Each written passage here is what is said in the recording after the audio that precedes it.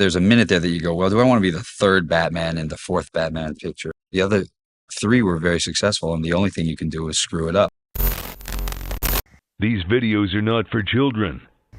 If you're a children, then piss off. Hey there, it's me, your least favorite YouTuber, the Infuso. And today, I'm here to talk to you about everybody's least favorite Batman, George Clooney. The man who is largely regarded as the worst ever live-action Batman. But then again, I would think it'd be hard to be a good Batman when you're in the worst Batman movie. The truth of the matter is that by time Clooney was cast, no one really cared about Batman. At least not anybody in the studio.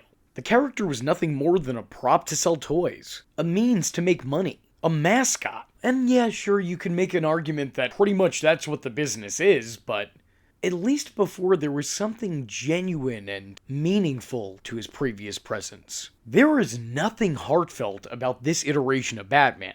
He looks, acts, and sounds nothing like either one of his predecessors. And even worse off is that he looks, acts, and sounds nothing like Batman. The character barely resembles the character that we know outside of name and costume. Everything that made this character not just iconic, but interesting and unique, were left on the cutting room floor.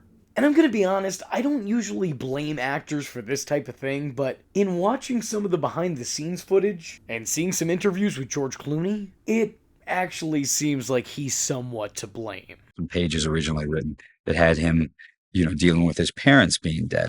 And I said, I don't think anybody is going to feel sorry for and listen to a guy going, woe is me, my parents died when I was 4. He's a 35-year-old guy who lives in a giant mansion and has billions of dollars and goes out with the most beautiful women in the world and has the coolest toys and is Batman. He didn't want to betray a brooding Batman because he felt that nobody would feel sorry for him. Not realizing that this was a defining personality trait for the character and not just a lame means of sympathy from an audience. The problem is that Batman is broody. I mean, that guy hasn't been happy since the 60s. That's just not who he is. He's not one to stop and smile. Believe me, the Joker has been barking up that tree for decades now and got nothing. Well, except for that one time. Although, make no mistake, I don't think George Clooney is alone to blame for any of this, not by a long shot. Take a major conversational detour. The original cut of Batman Forever was rumored to be 3 hours long.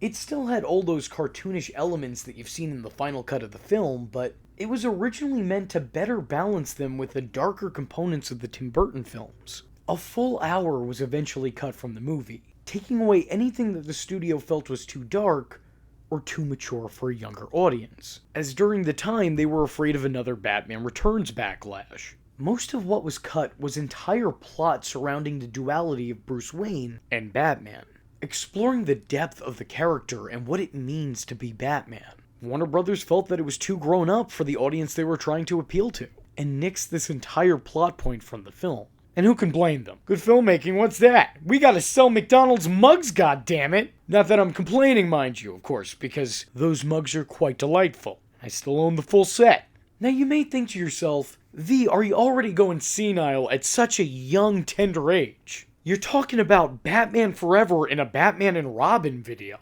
My point here is that Joel Schumacher knew going into this movie that the tortured psyche thing just wasn't gonna cut it with studios. They weren't interested in showcasing that aspect of the character. So instead of giving the audience a Batman with depth and internal struggles, they just gave us a guy in a mask. More than any Batman that came before him, or like any Batman that came after him, George Clooney personifies guy in suit. Because he never feels like a real hero, he feels like a guy in cosplay. Like, I'm sure this man has won a Comic-Con contest in his day, no doubt. But roaming the streets as Gotham's greatest protector? Yeah, I don't know.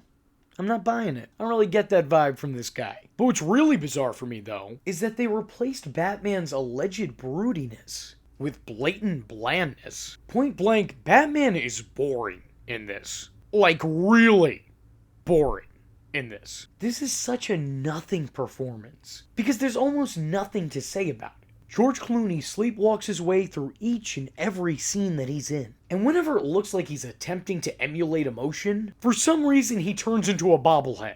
I don't know why this happens. I can only imagine that George Clooney must have been short-circuiting that day, which would not surprise me given his robotic portrayal of Bruce Wayne. It feels like there wasn't even an attempt made here. It doesn't feel like he was actually working when he was on set. He was just there for attendance purposes. Every line he delivers feels like it's the first time that he's reading it. And when I say that he delivers every line like he's just reading it, I don't mean like he had the script, read it over once, and then they started rolling. I mean it's as if he's reading it off cue cards held up by Joel Schumacher off camera. And to make matters even worse, he reads out loud like the kid in class you don't want to get called on. Look, I'm not an actor, but this movie makes me think that George Clooney isn't one either. I don't buy a single thing this guy says. And I wouldn't pay him to be Batman. I know that sounds harsh, but this was such a monumental fumble. And what really gets me is that George Clooney isn't a bad actor. He's actually quite talented. He's had some fantastic performances both before and after this movie came out. We're talking about a multiple-time Oscar and Golden Globe winner, a Primetime Emmy nominee, a BAFTA Film Award owner. How could he have given a performance this bad? Did he just not care? Because that's kind of the impression I get with the final product. This guy's just constantly given a smug smirk even in the most inopportune moments. Alfred's not sick. He's dying. Dying? I can't believe it. I know. Like, what the hell, dude? That shouldn't be something you're celebrating. I get that you're George Clooney and the schmug shtick is kind of your thing, but you're not playing George Clooney. You're playing Batman. Be Batman. To be fair, I think that George Clooney would make for an excellent Bruce Wayne. Not Bruce Wayne the person, but Bruce Wayne the persona. I totally buy into this guy being an eligible playboy. Mainly because in real life, that's what George Clooney was. And I think that really works in the few scenes where we see George Clooney as Bruce Wayne public figure. I actually think that that's a part of the character that he pulls off better than Kilmer or Keaton.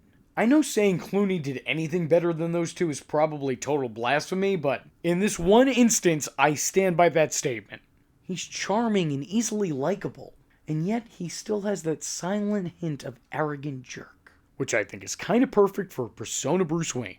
Although in reflecting, I don't think this was done by design. As I alluded to before, George Clooney is playing George Clooney in all of the movie. And George Clooney's real-life public image wasn't all that different from Bruce Wayne. So it's really just one of these instances where a part of the character lined up with a part of the person. Not really a creative choice or decision. Unfortunately, the one potential strength that could come from this performance isn't really all that utilized. And quite frankly, Batman and Robin really isn't the right movie to try to utilize that aspect of the character. You know, having Christian Bale's Bruce Wayne rendezvous on the town while Poison Ivy and her plant monsters are taking over a neon-lit night city probably would come off as a little bit laughable. Since this is the Joel Schumacher Tim Burton line of films, there really isn't a separation of Batman and Bruce. And because it's George Clooney in that role, there's also no separation of Bat, Bruce, or George. There's no separations of the character or the actor who is playing him. No differentiating sides whatsoever. It's just the same all throughout. Because of this, he never really comes off as the character. I don't really see him as Bruce Wayne, and I don't really see him as Batman. I just see him for the guy that was poorly chosen to play that character. I think what's most telling is that Batman barely even feels like a fixture in his own movie. And not that that's the only time that that's ever happened in a Batman movie. It is still probably the most unjustifiable time that has ever happened in a Batman movie. I mean, other times it was almost understandable. But like I said, Arnold Schwarzenegger isn't going to be winning an Oscar for his time in the role anytime soon.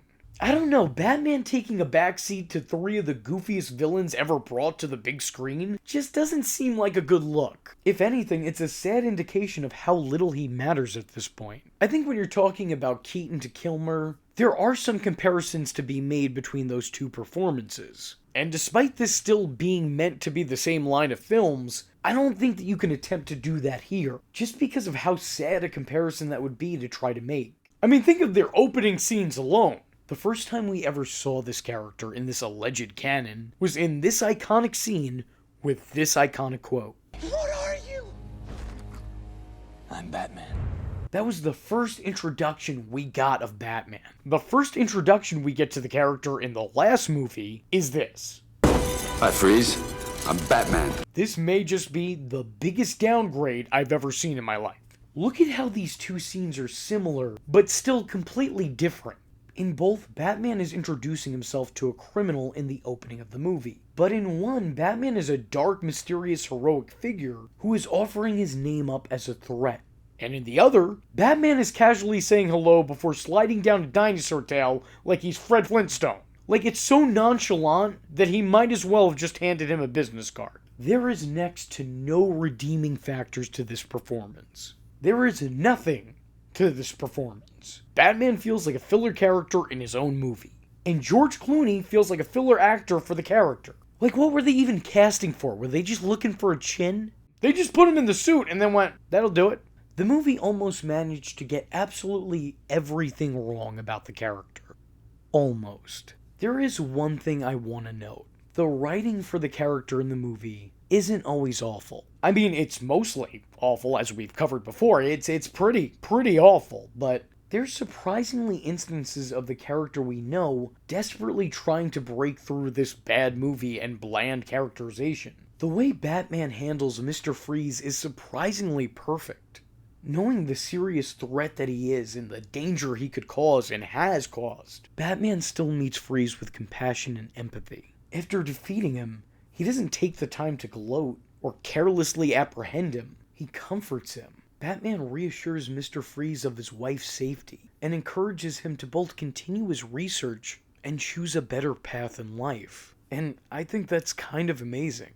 It's a beautiful moment that really shows Batman's compassion and showcases the character's silent love for humanity. It's kinda sad that such a moment is wasted in a movie like this. I think it stands out as the one thing this movie really did right.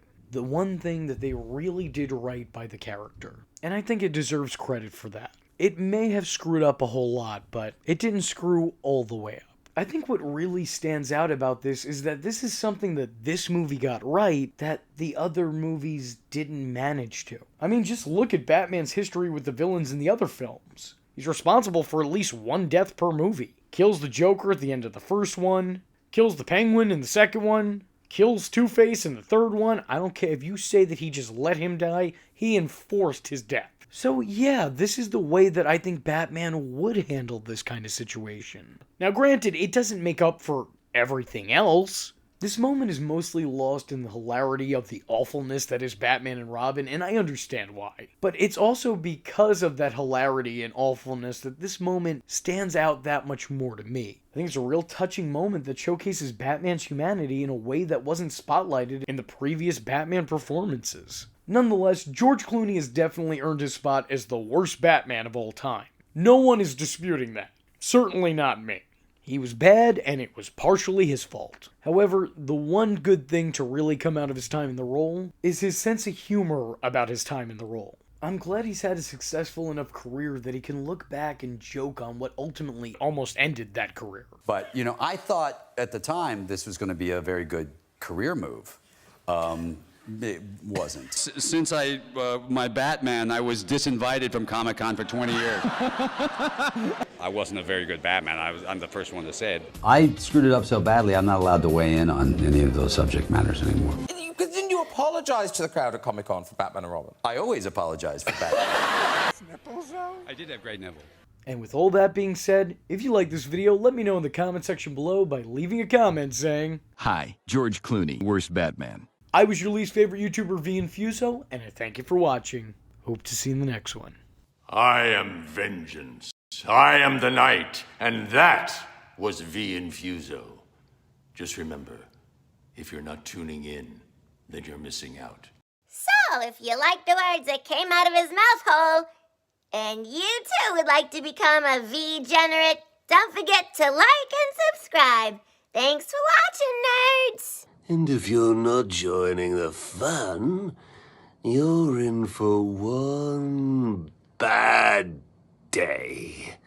And you know what they say about having one bad day?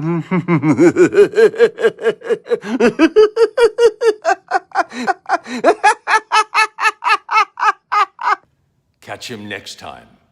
Same bat time. Same bat channel.